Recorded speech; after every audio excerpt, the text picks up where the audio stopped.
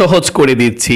আপনি যদি রজব মাসের মধ্যে আইয়ামে বীজের নফল রোজা রাখতে চান 2026 সালের ইংরেজি জানুয়ারি মাসের 3 তারিখ, 4 তারিখ, 5 তারিখ রোজ শনিবার, রবিবার, সোমবার 3টি নফল রোজা রাখবেন ইনশাআল্লাহ।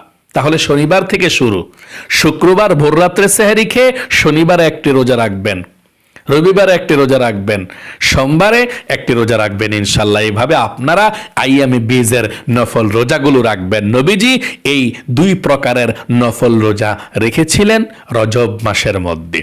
3 প্রকারের নফল রোজা নবীজি এই রজব মাসের মধ্যে আরো অনেক বেশি নফল রোজা রেখেছিলেন। আপনি যদি সবে মেয়ারাজের নফল রোজা রাখতে চান, রাখতে পারেন। রজব মাসের 26শে রজব দিবাগত রাত্রিতে সেহরি খেয়ে 27শে রজব সবে মেয়ারাজের দিন বলা হয়, ওটাতে রাখতে পারেন। মানে সবে মেয়ারাজের নির্দিষ্ট কোনো রোজা নাই। আপনি যদি রাখতে পারেন তাহলে রজব মাসের